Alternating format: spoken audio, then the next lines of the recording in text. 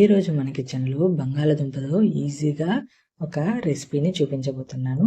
ఎప్పుడూ ఒకేలా కాకుండా కొద్దిగా డిఫరెంట్గా ఈ విధంగా ఒకసారి చేసి చూడండి. టేస్ట్ చాలా బాగుంటుంది. బంగాళాదుంపతో ఎప్పుడూ ఒకే రకమైన ఫ్రై, కర్రీలా కాకుండా ఈ విధంగా ఒకసారి చేసి చూడండి. ఒక్క ముద్ద తినాలి అనుకున్నవారు 4 ముద్దలు తినేస్తారు. మరి లేట్ చేయకుండా రెసిపీని స్టార్ట్ చేసేద్దామా? ముందుగా 2 మీడియం సైజు బంగాళాదుంపలని ఉడికించి తీసుకోవాలండి. ఇక్కడ నేను ఆల్రెడీ 2 బంగాళాదుంపలని ఉడికించి తీసుకున్నాను. ఉడికించేటప్పుడు కొద్దిగా ఉప్పు వేసి ఉడికించుకుంటే సరిపోతుంది. ఇలా ఉడికించుకున్న బంగాళాదుంపలని చూపించిన విధంగా పీల్ చేసుకోవాలి. ఇలా 2 బంగాళాదుంపలని పీల్ చేసుకొని తీసుకోవాలి. ఇక్కడ నేను తీసుకున్న 2 బంగాళాదుంపలకి ఒక మనిషికి సరిపడా రెసిపీ రెడీ అవుతుంది.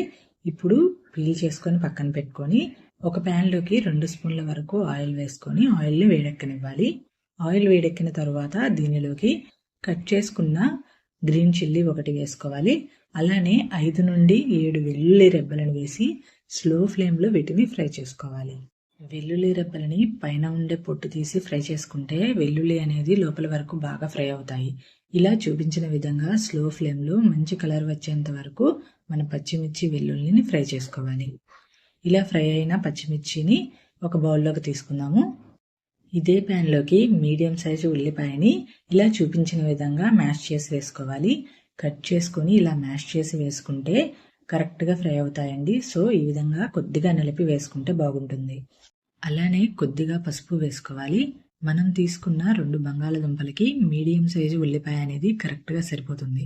ఇప్పుడు ఉల్లిపాయలకి సరిపడినంత సాల్ట్ వేసుకొని మంచి కలర్ వచ్చేంత వరకు ఫ్రై చేసుకోవాలి. మీడియం ఫ్లేమ్లో మంచి గోల్డెన్ బ్రౌన్ కలర్ వచ్చేంత వరకు ఫ్రై చేసుకోవాలి. చూడండి, ఈ విధంగా ఫ్రై చేసుకొని ఒక బౌల్లోకి తీసుకొని పక్కన పెట్టుకోవాలి. ఈలోపు మనం ముందుగా ఫ్రై చేసుకున్న పచ్చిమిర్చి వెల్లుల్లిని అలానే రెసిపీకి సరిపడినంత సాల్ట్ వేసుకొని ఒకసారి అంతా మిక్స్ చేసుకోవాలి. మరీ మెత్తగా నలపకూడదండి. అక్కడక్కడ మనం వేసుకున్న పచ్చిమిర్చి వెల్లుల్లి అనేది తగిలేటట్టుగా వీలైనంత కోర్సుగా అనేది నలిపితే సరిపోతుంది. చూడండి, ఈ విధంగా అక్కడక్కడ పలుకుగా ఉండేలాగా మ్యాష్ చేసుకోవాలి. మనం ఒక పచ్చిమిర్చి వరకు వేసుకున్నాం కదా. ఒకవేళ కారాన్ని ఎక్కువగా తినేవారు మరొక మిర్చిని యాడ్ చేసి ఫ్రై చేసుకోవచ్చు. చూడండి, ఈ విధంగా కోర్సుగా మ్యాష్ చేసుకోవాలి. ఇలా మ్యాష్ చేసుకున్న తర్వాత దీనిలోకి మనం ఫ్రై చేసుకున్న ఆనియన్ని వేసి ఒకసారి మిక్స్ చేసుకోవాలి. ఆనియన్ వేసుకున్న తర్వాత మరీ ఎక్కువగా కలపకూడదండి.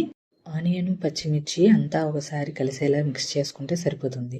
ఇప్పుడు దీనిలోకి మనం ముందుగా ఉడికించుకున్న బంగాళాదుంపలని ఇలా చూపించిన విధంగా మ్యాష్ చేసి వేసుకోవాలి. ముక్కలుగా కట్ చేస్తే టేస్ట్ అంత బాగోదండి. ఇలా చేతితో చూపించిన విధంగా మ్యాష్ చేసుకుంటే టేస్ట్ చాలా బాగుంటుంది.